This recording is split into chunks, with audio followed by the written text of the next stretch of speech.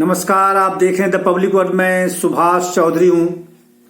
एक दिन पहले ही मैंने रूल 134A जो राइट टू एजुकेशन एक्ट 2009 का पार्ट है उसके बारे में विस्तार से लगभग 1 घंटे का एक वीडियो बहुत ही इंफॉर्मेटिव आप सबके लिए हमने बनाया था।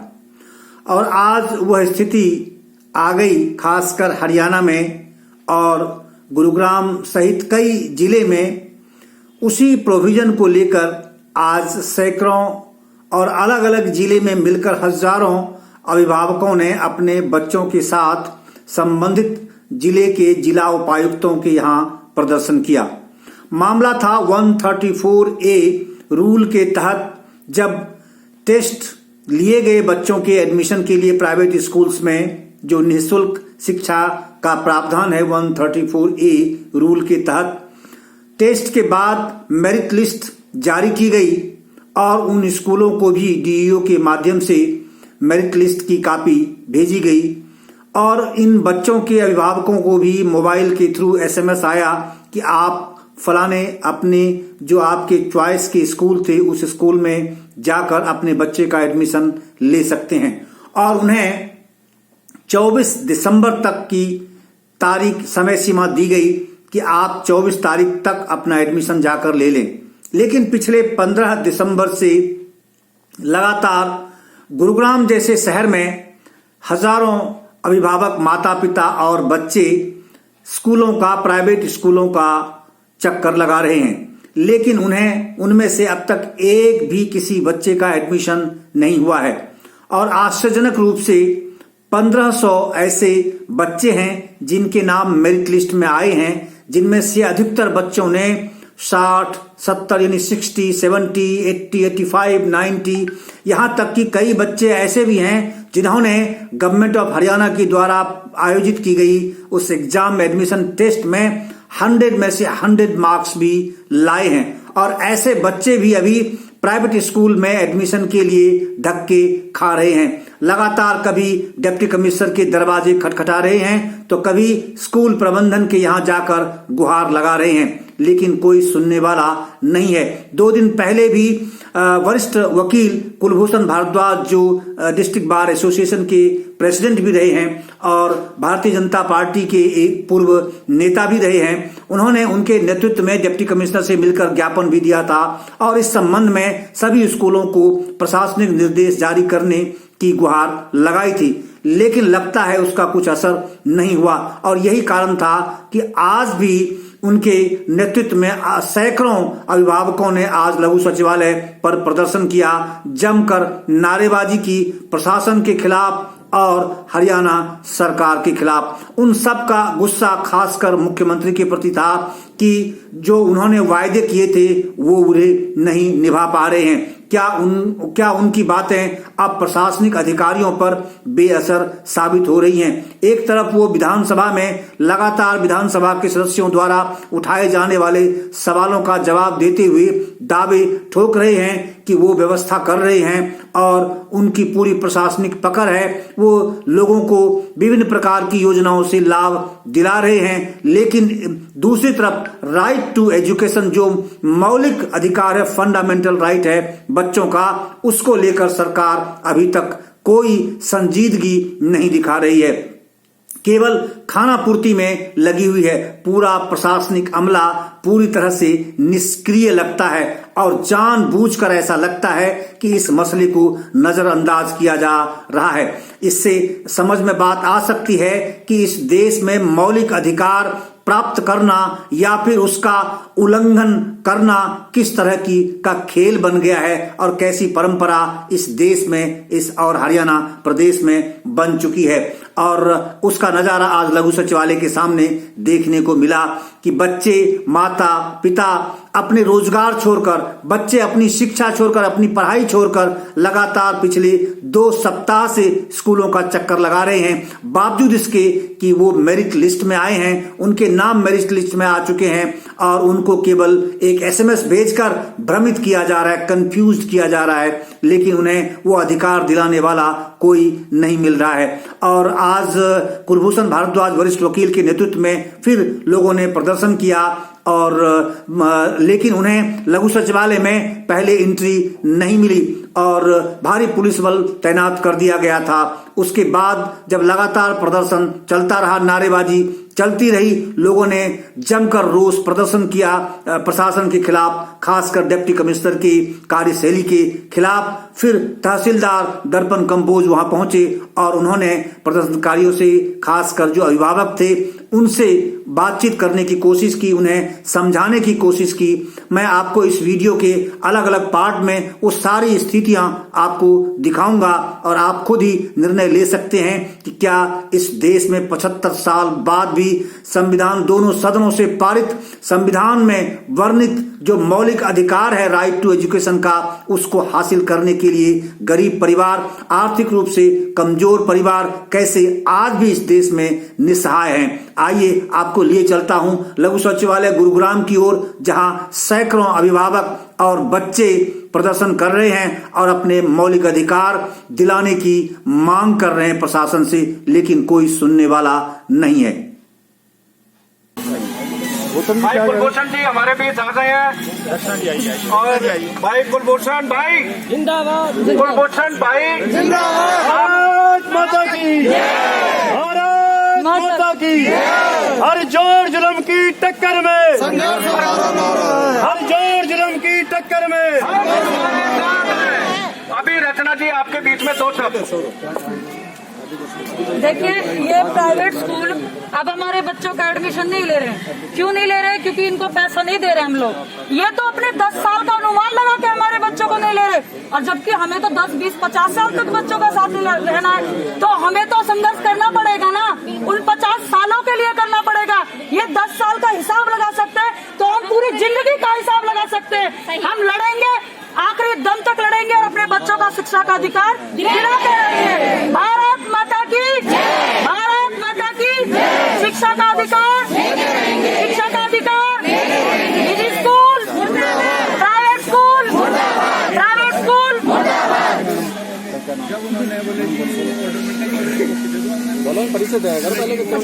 अब मीरा मैम आपके सामने आएंगी और 2 शब्द कहेंगी।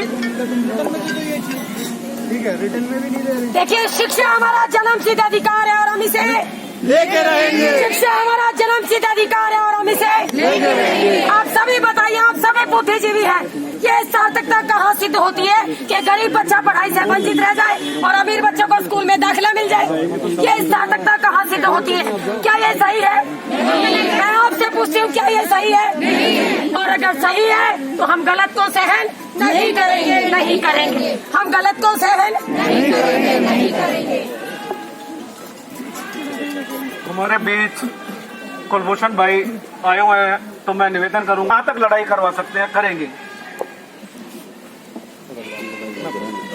देखो भाई, मैं ना तो लड़ाई करने वाला आदमी और ना लड़ाई करवाने वाला आदमी। मैं तो अपने हक और हकूम के लिए लड़ने वाला आदमी। और आपसे भी यही निवेदन करूंगा कि ये जो गूंगी बहरी सरकार है, ये जो अधिकारी बैठे हुए हैं, मुख्यमंत्री जी लाचार हैं। अगर आपने विधानसभा के अंदर देखा हो तो मुख्यमंत्री जी लाचार हैं। वो प्रयास कर रहे हैं, वो कहते हैं मैं प्रयास कर रहा हूं, लेकिन जो करप्ट और भ्रष्ट अधिकारी बैठे हुए हैं, वो उनका जो सपना है, जो मुख्यमंत्री का कहना है कि उनका जो सपना है वो पूरा नहीं हो पा रहा है। लेकिन हम मुख्यमंत्री जी से कह रहे हैं कि अगर जो भ्रष्ट और करप्ट लोग हैं, अगर उन पर आप नकेल नहीं डाल पा रहे हैं तो कम से कम कुछ ऐसा दिखाई देना चाहिए, उनके खिलाफ कानूनी कार्रवाई हो, वो सस्पेंड हो। और दुर्भाग्य देखिए आप, हिंदुस्तान की जो सबसे बड़ी डकैती है, हिंदुस्तान की, पूरे हिंदुस्तान की, ये जो पुलिसकर्मी, शासन और प्रशासन हमें यहाँ रोकने के लिए खड़े हैं, अगर ये उस फरार आईपीएस को पकड़ने के लिए लगे तो मुझे लगता है कि जनता का भला होगा।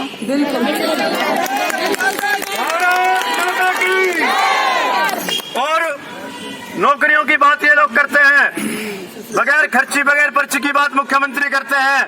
वही करोड़ों रुपए उन्हीं के जो चहेते अधिकारी हैं, वही विभाग जो कि नौकरी देने का काम करता है, उसी विभाग में करोड़ों रुपए पकड़े जाते हैं। ये दुर्भाग्य हमारा है। बिल्कुल सही है। और ये शासन और प्रशासन के जो साथी हमारे यहाँ खड़े हैं, मैं इनसे बड़े सम्मान पूर्वक कहना चाहता हूँ, सम्मान के साथ, आपके भी छोटे छोटे बच्चे होंगे, आप भी हमारे लिए हैं। और सरकार और शासन जो है वो जनता के लिए होता है, जनता का उत्पीड़न करने के लिए होता, जनता के साथ उनका जो कहते हैं शोषण करने के लिए नहीं होता। मैं आपसे हाथ जोड़कर करबद्ध प्रार्थना करता हूँ, शासन प्रशासन से, उस ऊपर वाले भगवान से डर जाओ, उस परमात्मा से डरो। हम जो गरीब आदमी है, हम शिक्षा का हक मांगने आए और हमारा अधिकार है वो, हम भीख नहीं मांग रहे। और जो हमारे उपायुक्त महोदय जो अंदर छुपे बैठे हैं, जिले का उपायुक्त आम जनता के लिए होता है, हर गरीब आदमी के लिए होता है, लेकिन दुर्भाग्य ये गेट बंद करके क्या जताना चाहते हैं ये लोग? ये क्यों नहीं सामने आते? ये क्यों नहीं बताते कि हम तुम्हारे साथ न्याय करेंगे? हम 2 दिन पहले भी आए थे, हाथ जोड़कर निवेदन करके गए थे हम। और हमें आज दुर्भाग्य कि हमारे बीच में जो सारे साथी खड़े हैं, इन साथियों में से कुछ लोगों को तोड़ने का काम कर रहे हैं, जो डीओ ऑफिस के लोग हैं, अधिकारी हैं, कि तुम्हारे बच्चों को हम जो है वो एडमिशन दे देंगे, तुम इधर आ जाओ। तो मैं कहना चाहता हूँ शासन और प्रशासन से, हिटलरशाही ज्यादा दिन नहीं चलती है, भगवान के यहाँ देर नहीं है। हम धार्मिक प्रवृत्ति के लोग हैं, ऊपर वाले की लाठी अगर पड़ गई ना तो कहीं के नहीं रहेंगे। और मैं ये कहना चाहता हूँ, आज इस गरीब की अगर बददुआ पड़ गई, दवा जो है वो मेडिकल स्टोर पर मिल सकती है, लेकिन जो दुआ है वो मेडिकल स्टोर पर नहीं मिलती।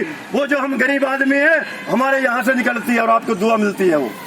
तो हमारी दुआ ले लो आप लोग, हमारी बददुआएं ना लो आप गरीब आदमी की। और यहाँ पर तहसीलदार साहब खड़े हैं, मैं हाथ जोड़कर निवेदन करता हूँ, तहसीलदार साहब, ये गरीब आदमी, ये जनता जनार्दन, अरे हम इसी शहर के नागरिक हैं, इसे बंद कर दिया। हम इसी शहर के नागरिक हैं, हम मतदाता भी हैं, हम करदाता भी हैं। हमारी बात तो कम से कम सुन लो भाई, ऐसा अनर्थ और अत्याचार तो ना करो। इस गेट को तो खोल दो कम से कम। हम निवेदन नहीं करने, ये हमारी प्रॉपर्टी है, जनता के पैसे की प्रॉपर्टी है। बुलाया था भाई, 1 मिनट सुनो, साहब बताएंगे, साहब की तरफ माइक कर दे। 1 मिनट रुको, माइक की जरूरत नहीं, मेरी बात ठीक है। जमकर हुई नारेबाजी के बाद आखिर डिप्टी कमिश्नर साहब ने तहसीलदार दर्पण कंबोज को लोगों की बातें सुनने के लिए लघु सचिवालय के गेट पर भेजा। उनसे बातचीत हुई, लोग अपना रोष प्रकट करने लगे, अपनी शिकायत उनके सामने रखने लगे कि जो टेस्ट लिए गए, मेरिट लिस्ट जारी की गई, उसके आधार पर आज तक एक भी बच्चे का एडमिशन नहीं हुआ है। 134A मजाक बनकर क्यों रह गया है, खासकर गुरुग्राम जैसे शहर में जो देश की राजधानी से लगभग 15 और 10 किलोमीटर की दूरी पर है। क्या इसी तरह से संसद के दोनों सदनों से पारित किए गए कानून, राष्ट्रपति द्वारा हस्ताक्षरित कानून, लागू किए गए कानून, सुप्रीम कोर्ट ने जिस कानून को एंडोर्स किया, क्या उस कानून के साथ इसी तरह खिलवाड़ होता रहेगा? आइए आपको सुनवाता हूं कि आखिर डिप्टी कमिश्नर के नॉमिनी तहसीलदार दर्पण कंबोज ने आखिर क्या कुछ कहा लोगों से, और लोगों ने उनसे किन शब्दों में अपनी बात कही और क्या कहा। ऐसे वो पहुंचे जैसे कि उन्हें इस बात की, इस विषय की कोई जानकारी ही नहीं हो। लेकिन जब उन्हें बताया गया कि इससे पहले भी डिप्टी कमिश्नर साहब को ज्ञापन दिया गया है,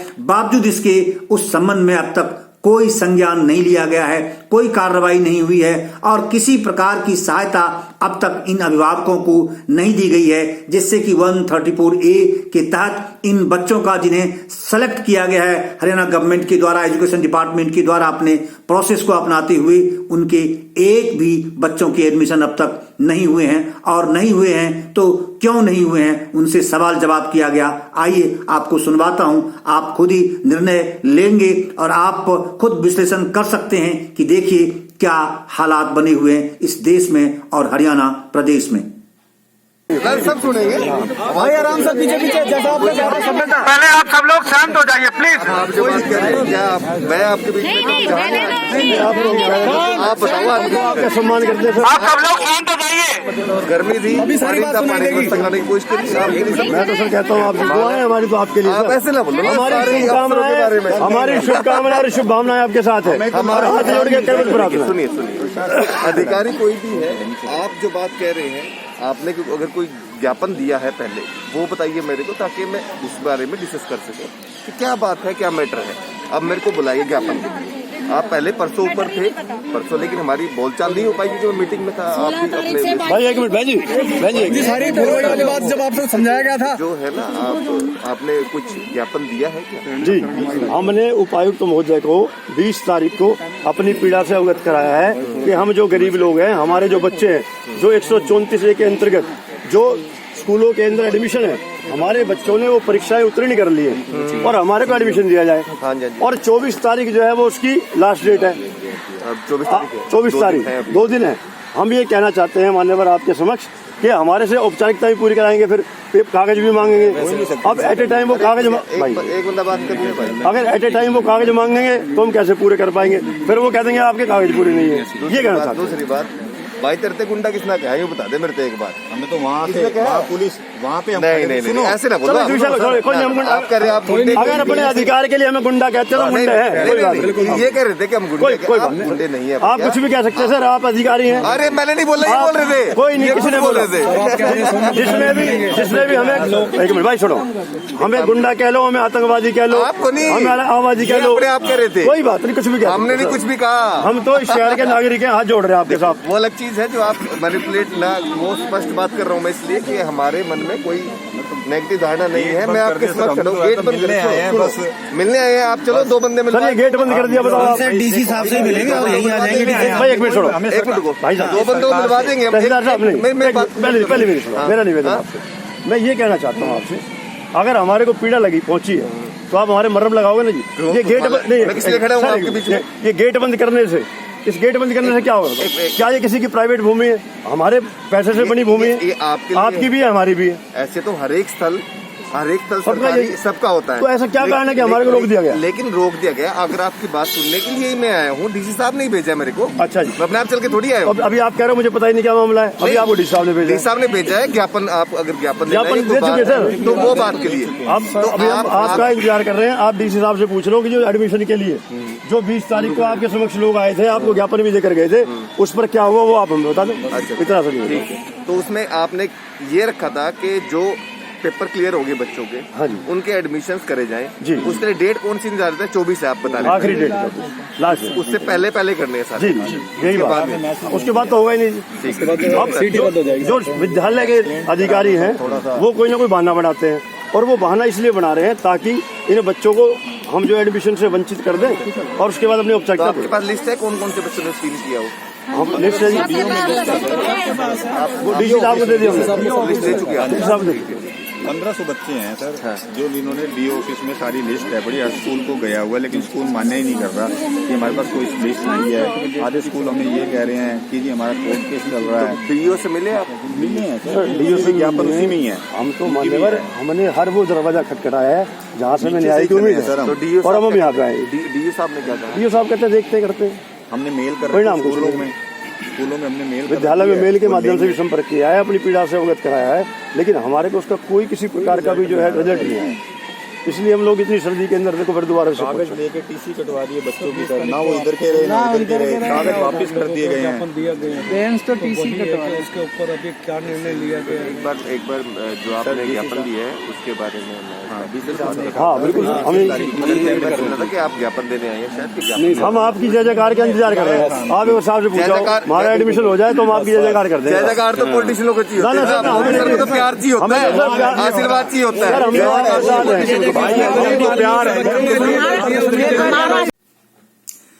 इस पूरे मामले को लेकर जो लगातार सक्रिय हैं और आम गरीब लोगों को उनके अधिकार दिलाने की पूरी कोशिश कर रहे हैं, जद्दोजहद में लगे हुए पिछले 3 सप्ताह से लगातार, कुलभूषण भारद्वाज जो वरिष्ठ वकील हैं इस शहर के और डिस्ट्रिक्ट बार एसोसिएशन गुरुग्राम के वो पूर्व अध्यक्ष भी रहे हैं। सुनिए उन्होंने आखिर क्या कहा जब उनसे हमने सारे मसले पर सवाल किया तो उनका क्या कहना था। आइए आपको सुनवाता हूं कि श्री भारद्वाज क्या कहते हैं। आप सब लोग यहीं पर थोड़ा खुला होकर बैठ जाइए प्लीज। आप सभी लोग से अनुरोध है, कृपया आप बैठ जाइए और थोड़ा जगह छोड़ दें। भारत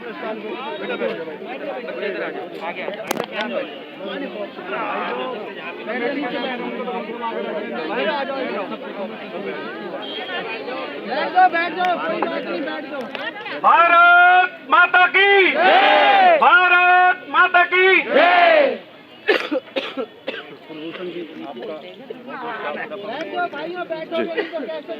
क्या मुद्दा है? मुद्दा ये है जी, आप लोगों से अनुरोध है जो हमारे गुरुग्राम के अंदर 134A के अंतर्गत जो गरीब बच्चों को जो एडमिशन दिए जाते हैं विद्यालय के अंदर, विद्यालय वो एडमिशन नहीं कर रहा है। और हमने 20 तारीख को भी माननीय उपायुक्त से मिलकर उनको हमने अपना ज्ञापन सौंपा था कि हम जितने भी गरीब लोग गुरुग्राम के हैं हमारे जो बच्चों के एडमिशन करा दिए जाएं, क्योंकि 24 तारीख लास्ट डेट है और आज 22 तारीख हो चुकी है। अभी तक 2 दिन हो गए, हमारे पास कोई सूचना नहीं है। और हमारी जो पीड़ा है सबकी, गुरुग्राम के जो हम गरीब तबके के लोग हैं जिनको शासन और प्रशासन दबा कुचला समझता है, हमारा जो हक है शिक्षा का, जो हमारा अधिकार है, हम अपना शिक्षा का अधिकार मांगने के लिए यहाँ पर आए हैं। और हम निवेदन कर रहे हैं शासन और प्रशासन से कि आप हमारा उत्पीड़न ना करें, आप हमारे बच्चों का भविष्य सुधारने में, संवारने में मदद करें। इसलिए आज हम सब लोग यहाँ पर शासन और प्रशासन के दरवाजे पर बैठे हैं। ये जो रिजल्ट सामने आया, जब मेरिट लिस्ट बन गई, उसके बाद स्कूल्स भी अलॉट हो गए, उसके अनुसार स्कूल्स में अभिभावक गए, वहाँ स्कूल्स का क्या रिस्पॉन्स है? स्कूल वाले ऐसा हमारे साथ व्यवहार कर रहे हैं जैसे हम भीख मांगने आ रहे हों।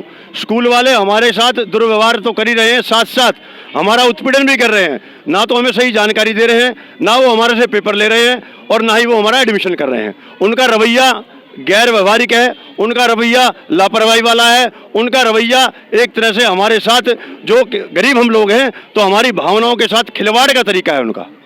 नहीं, उनका कहना क्या है, क्यों मना कर रहे हैं एडमिशन लेने से? वो कहते हैं कि हमारा उच्च न्यायालय के अंदर मुकदमा चल रहा है सरकार के साथ, जब तक उसका कोई रिजल्ट नहीं आएगा हम एडमिशन नहीं देंगे। ये मुकदमा किस चीज से संबंधित, फीस के डिबेट से जो डिस्प्यूट है उससे संबंधित है क्या? ये जो मुकदमा जो वो बताते हैं, ये मुकदमा जो है परसेंटेज को लेकर है कि इतने प्रतिशत हम एडमिशन देंगे और इतने प्रतिशत नहीं देंगे। 10% नहीं, लेकिन जो 2012 में सुप्रीम कोर्ट का डिसीजन आया था और फाइनल डिसीजन था, 3 जजेस के बेंच ने बहुमत से उसमें निर्णय दिया था और साफ कर दिया है कि ये कॉन्स्टिट्यूशनल है और इस प्रोविज़न को आपको लागू करना ही पड़ेगा। और उन्होंने जो national commission for child rights protection है, वहाँ उन्होंने RTE कमिश्नर को उसको इसकी जिम्मेदारी दी थी कि आप पूरे देश में इसे लागू कराएंगे जो चाइल्ड कमीशन में है। तो क्या वहाँ आपने कभी अप्रोच किया इस मुद्दे को लेकर? हमने सब जगह, हमने CM साहब को भी अप्रोच किया, हमने हर वो दरवाज़ा खटखटाया है जहाँ से हमारे बच्चों का एडमिशन हो सके, हमने ऐसा प्रयास किया है। लेकिन दुर्भाग्य ये है कि हरियाणा के अंदर जो माननीय मुख्यमंत्री मनोहर लाल जी हैं वो असहाय हैं, उनके अधिकारी उनकी बात को नहीं मानते हैं। उनके अधिकारी भ्रष्टाचार करने में तो आगे हैं, लेकिन जनता का भला करने में, जनता के हित में काम करने के अंदर वो कामचोर हैं। और अभी आपने देखा होगा विधानसभा के अंदर जो मुद्दे उठे हैं, आज आप देख रहे हो किस प्रकार से यहाँ पर पुलिस लगाई गई है, रास्ता रोक दिया गया है। मैं आपके चैनल के माध्यम से कहना चाहता हूँ आदरणीय मुख्यमंत्री जी से कि इतनी जो पुलिस की व्यवस्था है, ये व्यवस्था जो IPS फरार है करोड़ों की डकैती के अंदर, जो हमारे हिंदुस्तान के अंदर अनोखी डकैती पड़ी है, उस IPS को पकड़ने में लगाए जिसको ये फरार घोषित कर रहे हैं। हम तो गरीब लोग हैं, हम तो जैसा शासन और प्रशासन कहेगा हम उस बात को मान लेंगे, लेकिन हमारे ऊपर, हमारे बच्चों के जो भविष्य है उसके साथ खिलवाड़ ना करें। ये जो लिस्ट जारी हुई है, क्या ये 10% सीट्स रिजर्वेशन की दृष्टि से या 25% रिजर्वेशन की दृष्टि से? 10% की दृष्टि से। लेकिन जो उसमें प्रोविज़न है RTE 2009 में जो प्रोविज़न है वो तो 25% का सीट्स रिजर्वेशन का प्रोविज़न है। तो क्या ये 10% जो इन्होंने किया है, ये हरियाणा सरकार ने प्राइवेट स्कूल्स मैनेजमेंट को सपोर्ट करने के लिए, उनको हेल्प करने की दृष्टि से उन्होंने इनडायरेक्ट इस तरह की बातें कर दी है? विद्यालय और सरकार ने आपस के अंदर साठगांठ कर ली है और साठगांठ का परिणाम ये है कि जो हम गरीब लोग हैं, हमारे जो बच्चे हैं वो सड़कों के ऊपर घूम रहे हैं, सड़कों के ऊपर टहल रहे हैं। लेकिन 10% सरकार कैसे कर सकती है जब 25% का प्रोविजन है RTE 2009 में? तो फार्म जो है अभी 5% लोगों ने भरे हैं अभी, और 5 में से भी 3% लोग यहाँ पहुँचे हैं अभी। अच्छा जी, ये है। तो अभी यहाँ गुड़गांव में लगभग कितने बच्चे हैं जिनका नाम सीट एलोकेट किया गया है स्कूल्स के लिए? 1500 के करीब बच्चे हैं गुरुग्राम के अंदर। जी, और एडमिशन अभी तक एक का भी नहीं हुआ है। एक का भी नहीं हुआ? एक का भी नहीं हुआ। ओके। एक का भी एडमिशन नहीं हुआ। अब अगर मान लीजिए आज 22 है दिसंबर और 24 आपका लास्ट डे दिया गया है इसमें, और अगर अब भी कोई व्यवस्था नहीं होती है तो नेक्स्ट स्टेप क्या होगा आपका? हम सब जितने भी यहाँ पर लोग बैठे हैं, हम सब लोग बैठकर तय करेंगे कि हमने अनिश्चितकालीन धरना देना है या हमने भूख हड़ताल करनी है। वो हम सब लोग तय करेंगे आपस में बैठकर, या सड़क जाम करेंगे। हम राष्ट्रीय राजमार्ग के ऊपर भी लेटकर अपनी बात को रखेंगे अगर हमारे को न्याय नहीं मिला तो। नहीं, ये क्या आप एक वरिष्ठ वकील हैं इस जिले के और आप बार एसोसिएशन के डिस्ट्रिक्ट प्रेसिडेंट रह चुके हैं, आपको कानूनी प्रोविजन बहुत बखूबी पता है। क्या ये कंटेम्प्ट ऑफ कोर्ट का मुद्दा नहीं बनता है? क्योंकि सुप्रीम कोर्ट ने जब ये कह दिया 2012 में, बहुत सारे बड़े बड़े स्कूल्स वहाँ गए हुए थे, पिटीशन दिया था, बड़े बड़े वकील वहाँ खड़े हुए थे, जो दलीलें दी गई थी उस दलीलों को खारिज करके सुप्रीम कोर्ट ने कहा कि it's constitutional, it has to be implemented at any cost. तो क्या ये कंटेम्प्ट ऑफ कोर्ट का मुद्दा नहीं बनता है? निश्चित रूप से मैंने जैसे आपसे कहा, ये सरकार ना तो कानून को मानती है, ये सरकार ना तो माननीय सर्वोच्च न्यायालय के जो आदेश, जो निर्णय है उसको लागू करवाने के अंदर ये सरकार विफल है, और ना ये सरकार जनमानस के मान और सम्मान को और जनमानस के स्वाभिमान को और जनमानस की भावनाओं का सम्मान करती है। ये हिटलरशाही पर उतारू है। ये लोग जो महमूद गजनबी की तरह इस गुरुग्राम को लूटने में लगे हुए हैं, इस सरकार के जो नुमाइंदे, इस सरकार के जो अधिकारीगण हैं, और इन लोगों को ना गरीब की शिक्षा का ख्याल है, ना गरीब के स्वास्थ्य का ख्याल है, और ना गरीब की मूलभूत सुविधाओं का ख्याल है। इसमें शिक्षा मंत्री की अहम भूमिका होनी चाहिए, उनका कोई रिस्पांस मिला है आपको क्या? मैंने आपसे कहा ना, हालात इस हरियाणा के अंदर, इस गुरुग्राम के अंदर ये बन गए हैं कि वो कहते हैं अंधी पीसे और कुत्ता खाए, वो हिसाब हो रहा है यहाँ पर। अली बाबा 40 चोर, कोई किसी प्रकार की, केवल लठ तंत्र चल रहा है इस समय।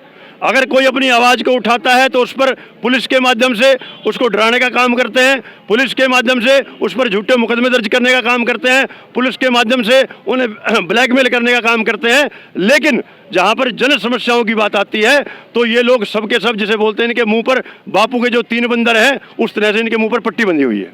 लेकिन कुलभूषण जी, जो प्राइवेट स्कूल्स एसोसिएशन हरियाणा का है, उनका बयान 1-2 दिन पहले जो आया है कि पिछले 7 वर्षों से उनकी फीस जो रीएम्बर्स होनी चाहिए थी स्टेट गवर्नमेंट के द्वारा, वो रीएम्बर्स नहीं हुई है। वो इस मुद्दे से ये आपको लगता नहीं कि एक व्यावहारिक दिक्कत प्राइवेट स्कूल्स के सामने है, जिसमें कि सरकार ही पूरी तरह जिम्मेदार है इस तरह की स्थिति पैदा करने के लिए? देखिए, जब ये लोग हमारा रजिस्ट्रेशन करेंगे, जब ये लोग हमारा एडमिशन करेंगे, एडमिशन ऑन रिकॉर्ड कागजों में आएगा, तभी तो ये बता पाएंगे कि इतने प्रतिशत हमने बच्चे एडमिशन करे हैं और इन बच्चों ने इतनी फीस दी है, इसको बढ़ाया जाए या घटाया जाए। लेकिन ये लोग एडमिशन ही नहीं कर रहे हैं जब तक हमारा रजिस्ट्रेशन ही नहीं होगा। नहीं, ये बात जो है, पिछले 7 वर्षों से उनकी फी जमा है, 7 वर्षों की फी उन्होंने रीएम्बर्स नहीं की है, ये उनका मुद्दा, ये उनका बयान है कि 7 वर्षों की फी वो पहले रीएम्बर्स करे सरकार, उसके बाद हम एडमिशन लेंगे। तो आपको लगता नहीं कि जो सरकार ने और जो प्रोविजन भी है उसमें कॉन्स्टिट्यूशनल, तो उस पर सरकार अमल नहीं कर रही है, तो ये स्थिति तो सरकार खुद पैदा कर रही है। मैंने यही कहा ना आपसे, ये लोग अपना डाटा देना नहीं चाहते, जो विद्यालय हैं ये अपना डाटा देना नहीं चाहते हैं, क्योंकि अगर ये डाटा दे देंगे इनकी पोल खुल जाएगी, और इनकी पोल खुल जाएगी तो सबको पता लग जाएगा, टैक्स देना पड़ेगा इनको। और सरकार जो है, इनकी सांठगांठ है विद्यालयों के साथ। सरकार भी नहीं चाहती कि ये गरीब तबका, ये दबा कुचला जो समाज है, ये पढ़ाई के अंदर आगे जाए, इनके बच्चों का भविष्य सुधरे। तो क्या आपका इशारा ये स्कूल्स के जो इकोनॉमिक या उसके डाटा जो है उसको ऑडिट करने की बात है क्या? बिल्कुल, हम यही कहना चाहते हैं कि स्कूल का डाटा ऑडिट हो और स्कूल पूरी जानकारी दे कि कितने गरीब बच्चों को ये लोग पढ़ा रहे हैं, कितने गरीब बच्चों के लिए सुविधाएं उत्पन्न करा रहे हैं। किस पे आप ये? धन्यवाद आपका, बहुत बहुत धन्यवाद। भारत।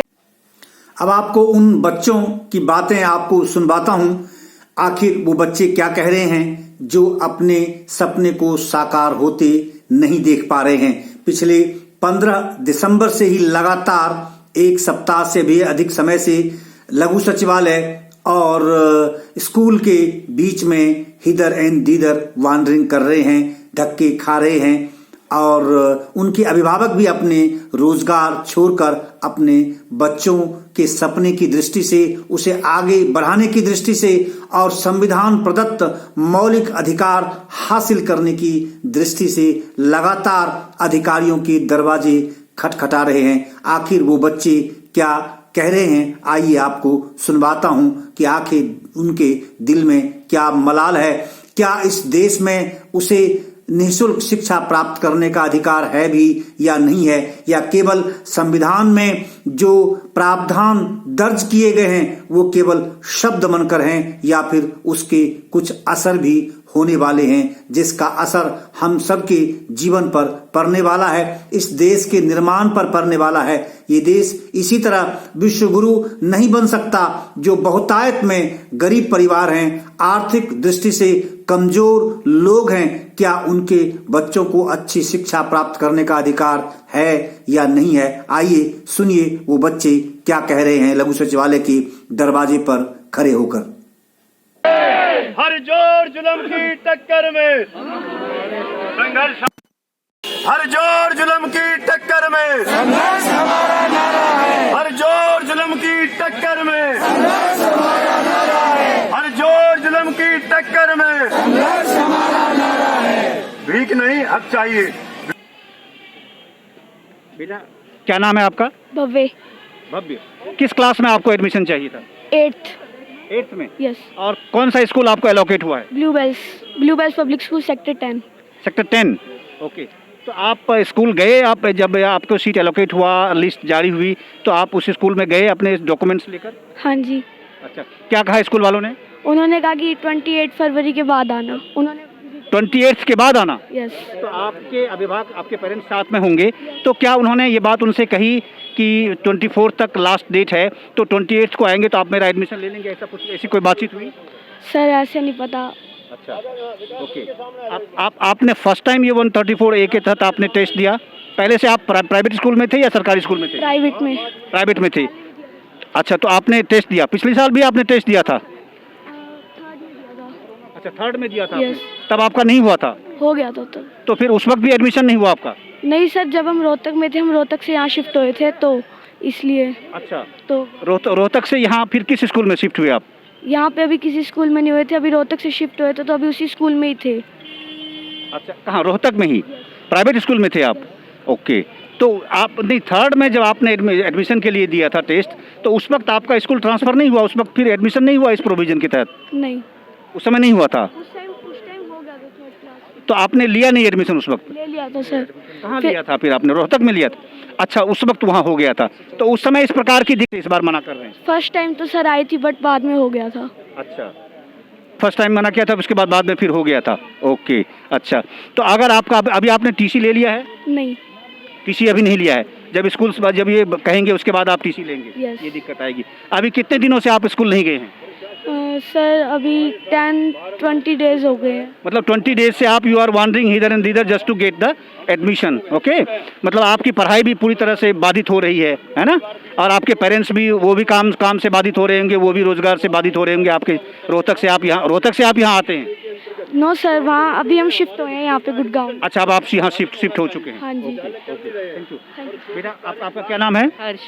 हर्ष, आपको कौन से क्लास में एडमिशन चाहिए? मुझे 7th में चाहिए। 7th में चाहिए।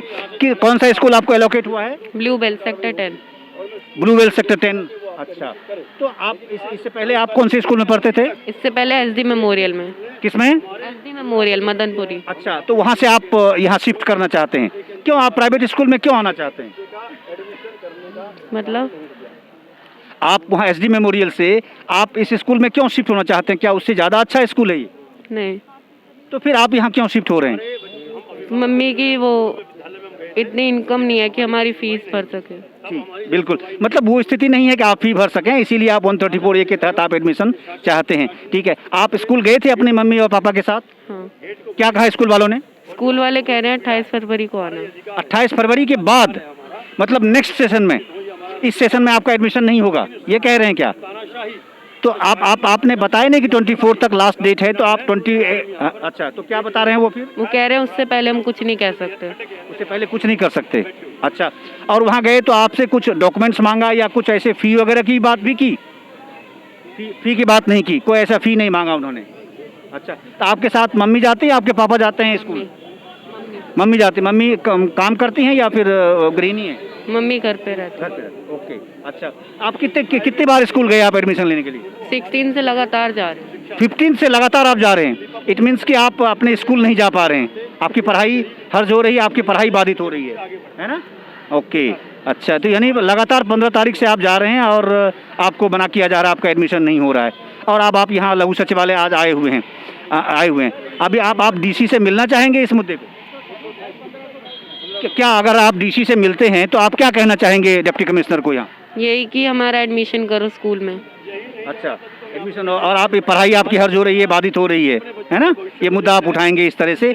और ये आपको पता है कि ये जो अधिकार है ये आपका फंडामेंटल राइट है। Do you know that this is your, आपका ये मौलिक अधिकार है कि ये अधिकार आपका कोई छीन नहीं सकता।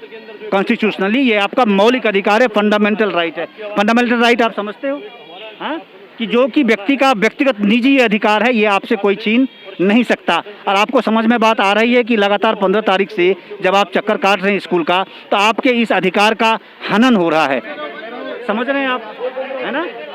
और इसको लेकर के आप कमीशन जा सकते हैं, national commission for child protection rights जा सकते हैं। आप वहाँ जाकर आप अपनी मांग रख सकते हैं, अपने पेरेंट्स के साथ जाकर वहाँ शिकायत कर सकते हैं। क्या अगर डिप्टी कमिश्नर ने आज आपकी बात नहीं सुनी तो क्या आप national commission for child protection rights में जाएंगे? हाँ जाएंगे।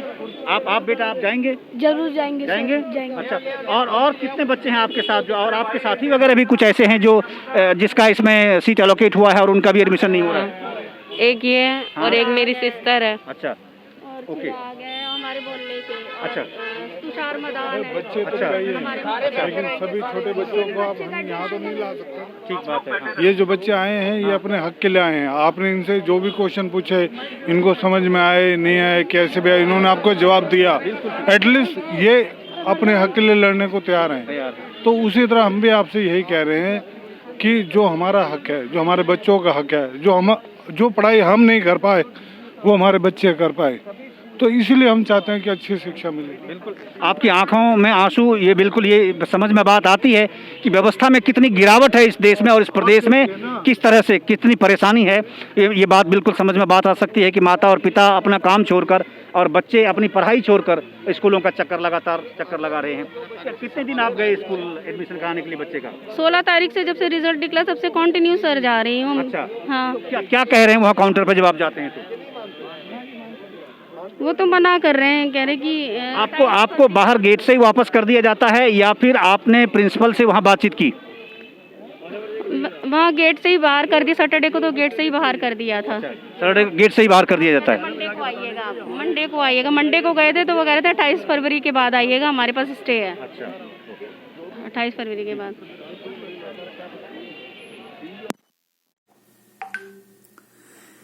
लोगों की बात सुनने के बाद तहसीलदार वापस डिप्टी कमिश्नर के पास गए और डिप्टी कमिश्नर से बातचीत करके जब फिर दोबारा लोगों के समक्ष आए तो उन्होंने क्या कुछ लोगों को आश्वासन दिया वो आप सुने। केवल आश्वासन का पिटारा लेकर आए। उन्होंने कहा कि 24 तारीख तक अगर आपका एडमिशन नहीं होता है किसी बच्चे का तो हम प्रशासनिक कार्रवाई करेंगे। किस प्रकार की ये खोखले वायदे किए जा रहे हैं। 15 तारीख से लगातार आज 22 तारीख है, अब तक एक भी बच्चे का एडमिशन नहीं हुआ है और ऐसा कोई इंश्योरेंस नहीं दिया गया कि तत्काल कल सुबह से आप जाएं और आपके बच्चे का एडमिशन होगा। ऐसा कोई आश्वासन नहीं दिया गया। केवल खोखले वायदे कि अगर एडमिशन नहीं होता है तब हम कार्रवाई करेंगे। अगर एडमिशन नहीं होगा, जो निर्धारित समय सीमा है 24 तारीख वो निकल ही जाएगी, तो उसके बाद फिर आप क्या करेंगे? अगर सांप बिल में चला ही जाएगा तो फिर लाठी पीटने का फिर क्या रिजल्ट सामने आने वाला है। अभिभावक लाचार हैं, माता पिता अपने रोजगार छोड़कर सड़कों पर खड़े हैं, लगातार इधर से उधर चक्कर लगा रहे हैं और बच्चे अपनी पढ़ाई छोड़कर अपने सपने को चकनाचूर होते हुए अपनी आंखों से देख रहे हैं कि आखिर जो नौनिहाल कल देश के योगदान में अपना बड़ा योगदान कर सकते हैं वो आज कैसे एक स्कूल में एडमिशन के लिए किस तरह से लघु सचिवालय के दरवाजे पर खड़े हैं और अपनी आंखों से आंसू टपका रहे हैं। आइए आपको दिखाता हूं कि आखिर तहसीलदार साहब क्या कुछ आश्वासन लेकर लघु सचिवालय में डिप्टी कमिश्नर के कार्यालय से लोगों के पास आए। हमारे से यहाँ से 3-1 बजे के आसपास कलेक्ट कर। और आपसे रिक्वेस्ट है, अगर हो सकता है, हाँ जी, सबकी यही है जी। देखिए डेट बढ़ जाए उसके अंदर, या तो डेट बढ़ा दीजिए। 2 दिन आपके बच्चे की केयर करके फिर से 1 घंटा भी बहुत है, 2 दिन तो बहुत है। डॉक्यूमेंट्स नहीं देते ना, टीसी काटने के लिए स्कूल में है पड़ा, वो भी 1 दिन मांगता है, 1 दिन के भी 2 दिन मांग रहे हैं। अच्छा, आपको अगर जब एडमिशन होगा, एडमिशन होने के बाद तो टीसी चाहिए, पहले चाहिए टीसी आपको। एडमिशन उनके साथ ही चाहिए, वो साथ मांग रहे हैं। जब एडमिशन होगा तभी तो मांगेंगे वो, साथ में ही मांग रहे हैं। तो उस संदर्भ में अगर आपको ये है कि टीसी देने में कोई वो अगर आपत्ति स्कूल कोई भी लोकल करता है, उसके संदर्भ में भी जब एडमिशन हो जाएगा बच्चे का तो एक लेटर इशू करवाएंगे हम डीपीओ की तरफ से कि समयबद्ध तरीके से इन बच्चों का जो एप्लीकेशन आएगी उसमें डेट और टाइम लिखेंगे आप, तो समयबद्ध तरीके से कार्य किया जाए, ठीक है ना, ताकि सुविधा रहे। डॉक्यूमेंट्स में 4 से 5 दिन और समय मैसेज मिला था सर 24 तारीख का। प्लीज आप सरकार की देखिए, हम सारे देखो हैं तो हम सब देखिए सर छाए हुए हैं। देखिए आप एक मैसेज डलवा दीजिए कोई भी कि जी हम आगे आप दोबारा स्कूल में जाइए, कुछ भी सरकार तो एक मैसेज सरकार नहीं डाला। अगर हम कोई औपचारिकता पूरी नहीं कर पाते तो हमारा एडमिशन मिल जाएगी 1500 लोगों को, कुछ तो ऐसा सब प्राविधान होगा ना सर। आप सुनिए मेरी बात को, ऐसे तो जितनी मर्जी बात हो तो एडमिशन हो जाएगा बच्चे का। टीसी स्कूल जो कंसर्न स्कूल है वो टीसी या ट्रांसफर सर्टिफिकेट या वो स्कूल लीविंग सर्टिफिकेट जो भी बोलते हैं आप, अलग अलग लैंग्वेज में होता है, चीज एक ही होती है। वो सर्टिफिकेट जो भी कंसर्न स्कूल है उसको एक लेटर इशू कर देंगे हम कि समयबद्ध तरीके से ये दिया जाए ताकि आपको असुविधा ना हो। उसकी कॉपी सभी स्कूल्स में भी हो जाएगी ताकि उस बिहाफ पे जो नियम है टीसी का भी नियम होगा, कुछ एक्ट में कानून होगा। ऐसा नहीं है 10 दिन तक नहीं देगा बच्चे का, अप्लाई करेगा मैक्सिमम नेक्स्ट डे आ जाएगा, तो उसके लिए तो आप एप्लीकेशन भी दे सकते हो स्कूल में, ठीक है जी एडमिशन हो गया, हमें 1 दिन का समय दिए, 2 दिन का समय दीजिए टीसी के लिए, तो उसका कुछ ना कुछ प्रारूप तैयार करेंगे ताकि आपको सुविधा रहे, असुविधा ना हो। क्योंकि हम सभी ऑफिसर्स कोई भी अधिकारी कर्मचारी है सुविधा के लिए असुविधा के लिए नहीं है, बस यही है जी हमारी स्कूलों में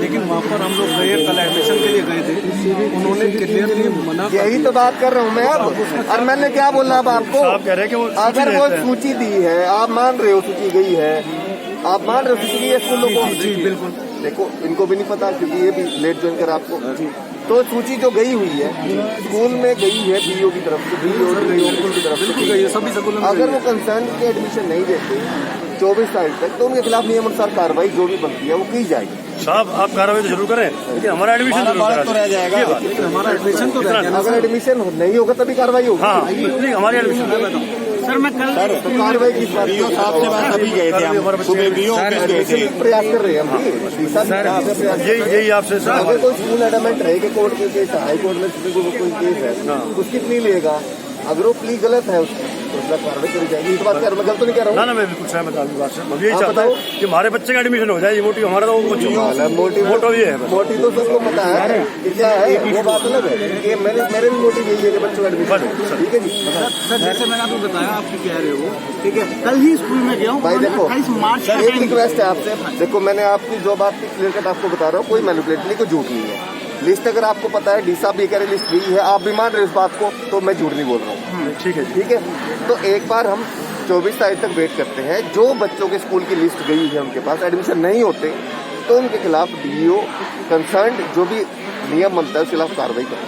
बीओ साहब के पास आज गए थे, हम पूरे सारे जने थे सर, सब प्रतिनिधि सबसे पूछ लीजिए, सबने बीओ साहब ने सीधा कह दिया कि लिस्ट है 64 स्कूलों की, 64 स्कूलों में तो आपका नहीं लेंगे। बीओ साहब का ये जवाब है जी, 64 स्कूलों में तो एडमिशन नहीं होंगे, आप चाहे कुछ कर लो, ये 64 स्कूल तो नहीं ले रहे।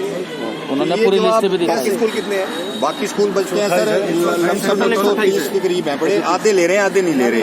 तो उन्होंने कहा आधे ले रहे हैं, हम फोन कर देते हैं, यहाँ से हमारी टीमें बन गई हैं फोन करने के लिए। लिस्ट भेज रहे हैं लिस्ट ये कह रहे जब लिस्ट पे जे स्कूल में वो तो भेजी, सबको भेजी हुई है, बोर्ड का हवाला बोल रहे हैं 64 स्कूलों का, और बीओ साहब कह रहे हैं नहीं होगा।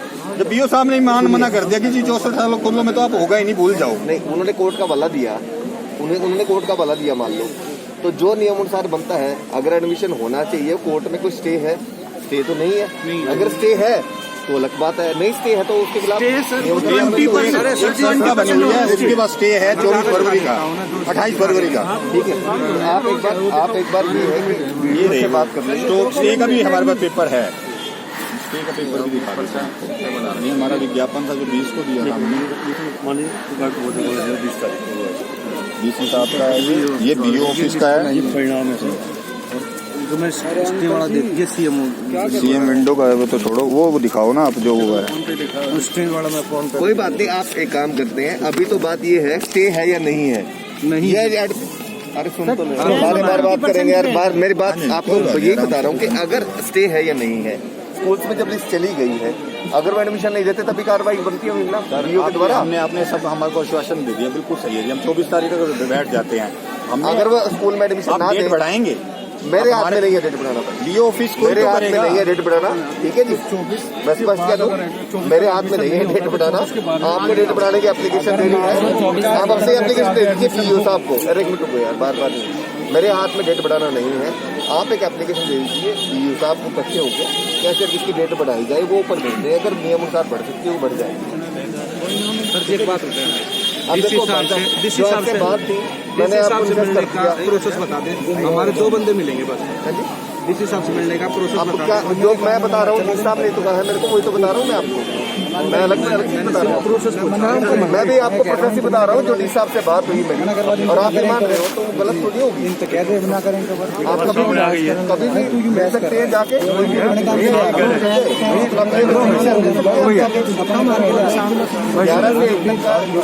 समय है। आप जाके कोई बंदा, एक बंदा जाके अपना दे दीजिए, मैंने कोई लिख दे दे अपने मिलने जाके, कोई दिक्कत थोड़ी है। मिलने जाके बाद में चले जाएंगे, जब चले एक बंदा कोई मिलने जाके, कोई दिक्कत थोड़ी है, कोई दिक्कत थोड़ी है। आप कोई भी एक बंदा मिल सकता है जाके, कोई रोक टोक थोड़ी है ऑफिसर से मिलने के लिए। सक्षम है सर। मैम थोड़ा सा आप लोगों से कहा गया सर, अभिभावक आए थे, क्या आश्वासन दिया गया? आईडी नीचे रखा होगा। अभिभावक ये कह रहे थे कि जो बच्चों ने उत्तीर्ण किया है, जो भी एग्जाम था वो पास किया है, उनके बच्चों के एडमिशन्स के लिए इशू आ रहे हैं प्राइवेट स्कूल्स में, तो वो इशू को लेकर डीओ साहब ने पहले ही स्कूलिंग जो कंसर्न स्कूल्स में एडमिशन बच्चे जो क्लियर हुए हैं 134 के अंदर, तो उनको लिस्ट इशू पहले ही कर चुकी है स्कूल्स को। अगर स्कूल उसमें जो भी नियमानुसार एडमिशन्स करने हैं या हो सकते हैं उसको नहीं करता है, तो उस कंसर्न स्कूल के खिलाफ नियमानुसार जो भी नियम बनता होगा उसके खिलाफ कार्रवाई की जाएगी डीओ साहब के द्वारा। सर समस्या ये आ रही है कि 24 तारीख आखिरी तारीख है, तब तक एडमिशन नहीं हुए तो उसके बाद क्या कार्रवाई की जा सकती है? 24 तारीख तक ही पता लगेगा ना आपको भी कि एडमिशन किस स्कूल ने दिया, किसको नहीं दिया। वो आप पहले ना आप बोल सकते ना मैं बोल सकता हूँ उस चीज़ के बारे में, तो उसके बाद ही कार्रवाई बनेगी ना। अगर वो एडमिशन देना चाहिए था और उन्होंने नहीं दिया, तभी लीगल एक्शन उनके खिलाफ बनेगा, जो कि डीओ साहब द्वारा लिया जाएगा। ठीक है जी, धन्यवाद।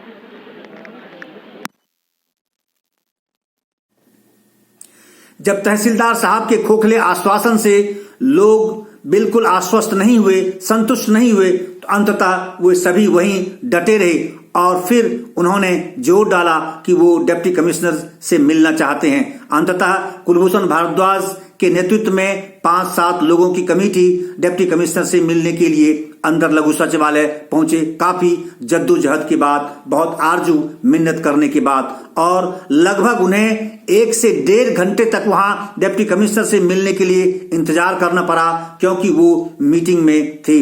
जब मीटिंग से बाहर आए डिप्टी कमिश्नर तो फिर लोगों से मिले और उन्हें कुलभूषण भारद्वाज ने क्या कुछ कहा लोगों के बारे में, वो मैं आपको सुनवाता हूं, और डिप्टी कमिश्नर साहब ने क्या कहा वो भी आप सुने।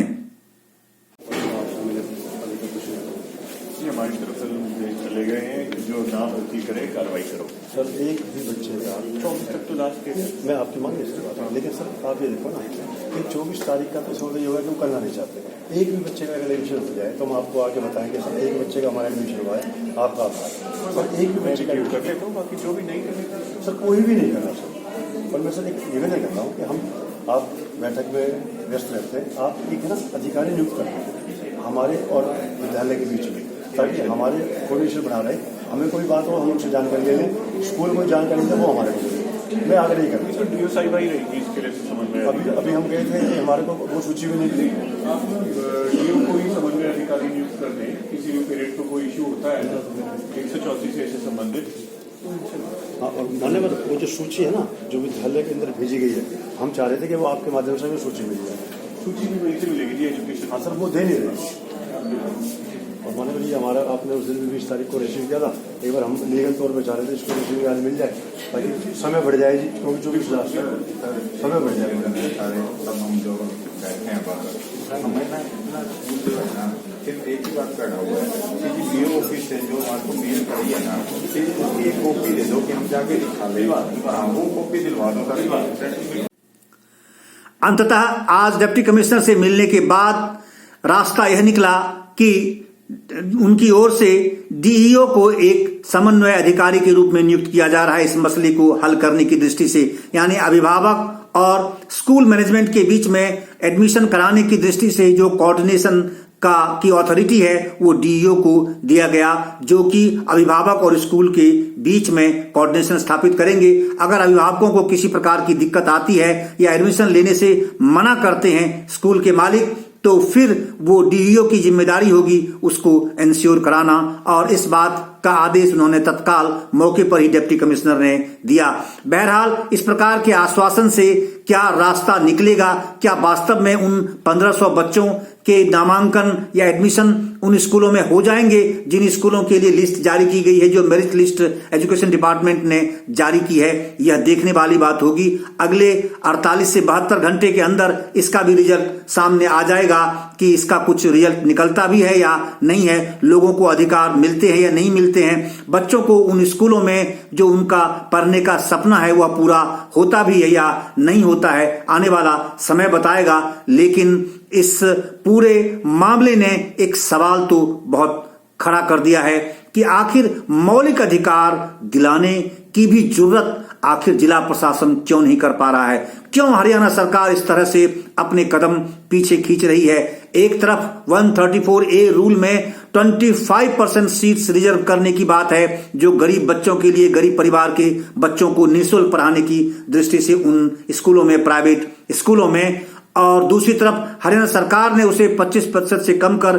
10% सीट्स रिजर्व करने का नोटिफिकेशन जारी किया। चलो लोगों ने यह भी मान लिया, लेकिन अब तो उसमें भी अब यह कहा जा रहा है कि केवल 2 से 3% ही ऐसे बच्चे हैं जिन्होंने इस बार अप्लाई किया है, उनमें से भी 1-1.5% या 2% के आसपास ही मेरिट लिस्ट में निकाले गए हैं। और उस मेरिट लिस्ट की जो प्रति है, जो सूची जिन स्कूलों को भेजी गई है एजुकेशन डिपार्टमेंट की ओर से, वो सूची भी अब तक अभिभावकों को नहीं दी जा रही है। केवल उनकी अलग अलग SMS भेज दिया गया कि आपको इस स्कूल में जाना है। उनके पास कोई कागज नहीं है, कोई उनके पास वैसी लिस्ट नहीं है, कोई अधिकृत लेटर नहीं है डिस्ट्रिक्ट एजुकेशन ऑफिसर की ओर से कि उस लेटर को जाकर वो दिखा पाएं कि हम आपके स्कूल में हमारे बच्चे का नामांकन निर्धारित किया गया है। तो बहरहाल ये स्थिति है। इस पेशकश में इतना ही, और अब देश और दुनिया की दृष्टि से या उसे देखने, खबर देखने की दृष्टि से, उसे समझने की दृष्टि से हमारे चैनल द पब्लिक वर्ल्ड को आप अवश्य सब्सक्राइब कर लें, और फिर एक नए मुद्दे, जनहित से जुड़े हुए